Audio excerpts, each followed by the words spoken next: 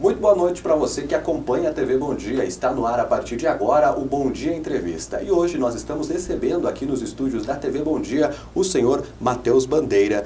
O senhor Matheus Bandeira que vem aqui a Erechim hoje falar sobre uma palestra aos comerciários na CIE e também cumpre uma série de agendas de eventos aqui na cidade, né? Ele que também é pré-candidato pelo Partido Novo ao governo do estado do Rio Grande do Sul nas eleições de 2018.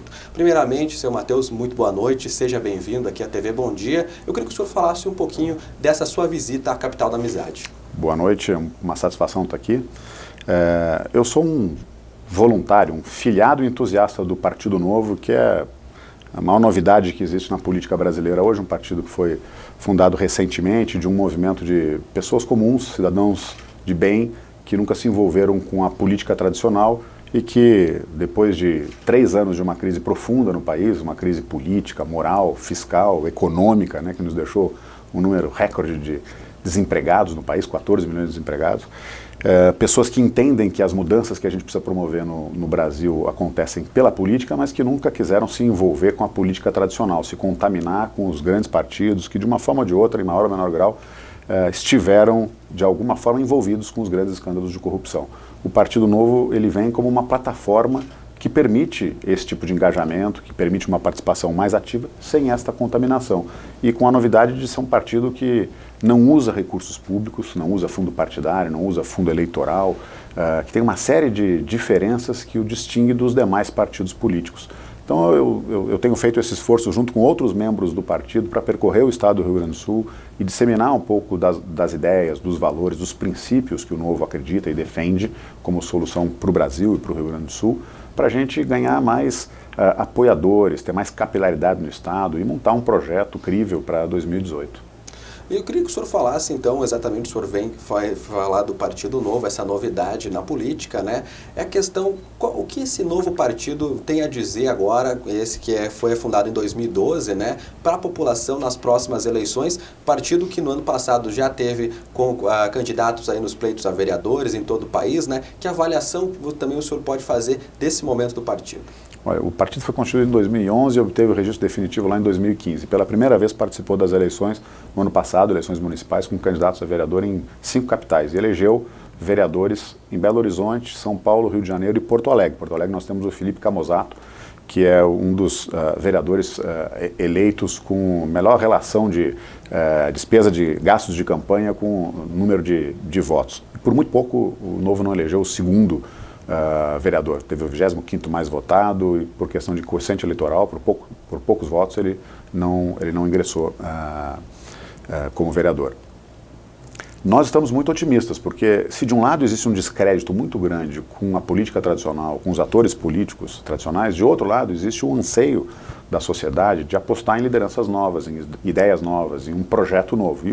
E o Novo talvez seja a melhor expressão desses anseios da sociedade. Ele sintetiza da melhor forma possível isso, né? Ele defende, é o único partido que defende nos seus valores, nos seus princípios, as liberdades individuais, o direito à vida, à propriedade, a livre iniciativa, defende um Estado menor e mais focado naquilo que é a essência do papel do Estado. Um Estado que possa garantir, por exemplo, segurança pública para todos nós, nas ruas, garantir a proteção civil, a proteção à propriedade privada, e um Estado que tem falhado. E eu estou falando de Estado brasileiro, lato sensu, não só o Estado do Rio Grande do Sul, mas que tem falhado sistematicamente em conseguir produzir políticas públicas efetivas, não só em segurança pública, no acesso à educação de qualidade ou em relação à saúde para quem precisa e não pode pagar por ela. Porque o Estado, ao longo de décadas, se dedicou a fazer tantas outras coisas que perdeu o foco, né? Quando a gente quer fazer tudo, a gente acaba não fazendo nada bem feito.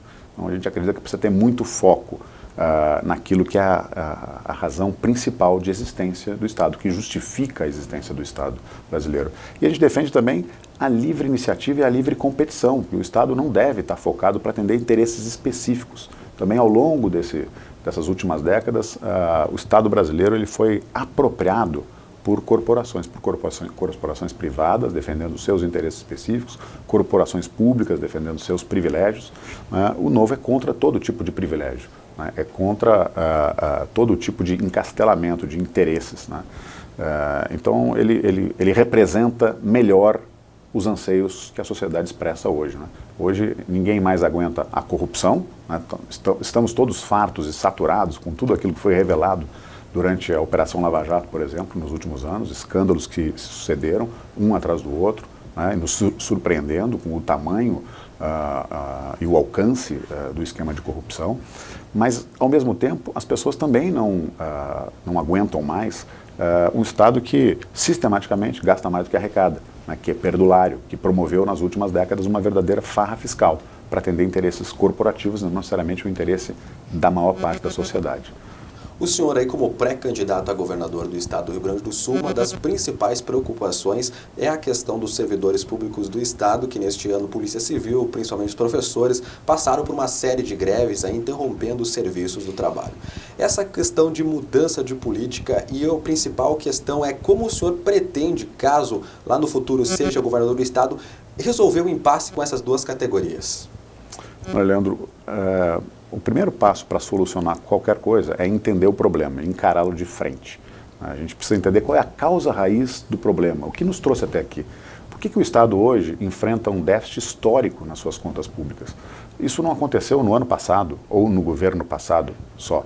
Em que pese, em 2010, o Estado do Rio Grande do Sul, o governo do Estado, estava com as suas contas razoavelmente equilibradas, depois de um esforço genuíno de ajuste fiscal.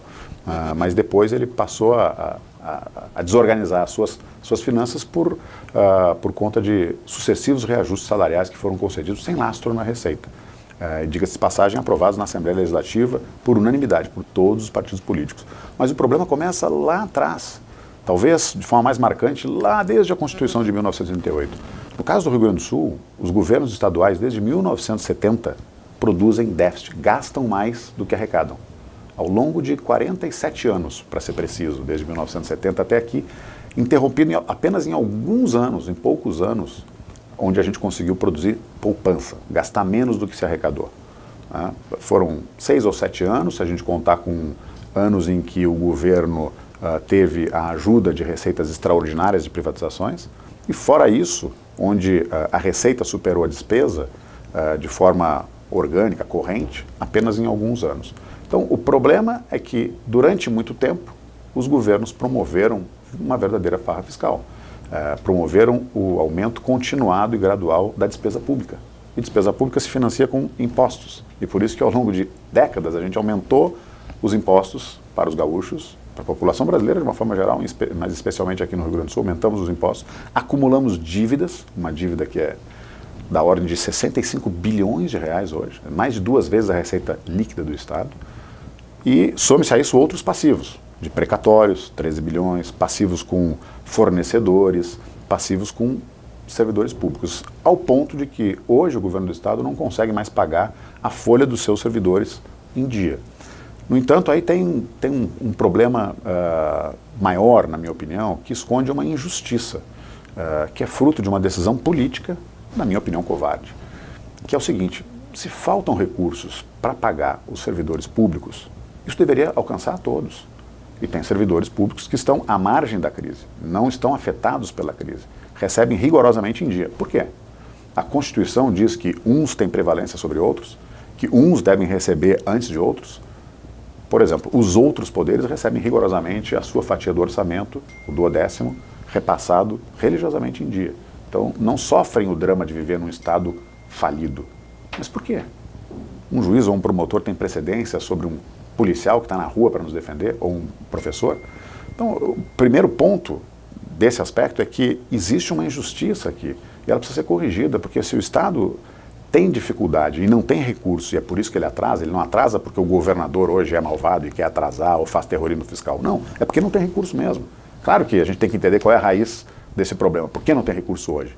Mas se não tem, o problema deveria alcançar todos, para que todos fossem parte do problema e todos fossem, portanto, sócios de uma solução, de um ajuste. Isso teria um efeito bem didático, na minha opinião.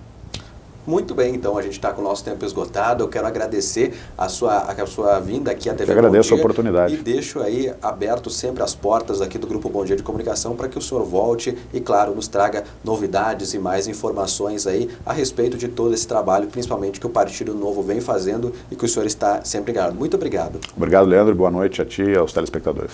Obrigado também. Bom, a gente encerra por aqui o Bom Dia Entrevista, lembrando que você pode rever esse programa nos canais de interação do Grupo Bom Dia, através do nosso site www.jornalbomdia.com.br. Obrigado pela sua companhia e até o próximo Bom Dia Entrevista.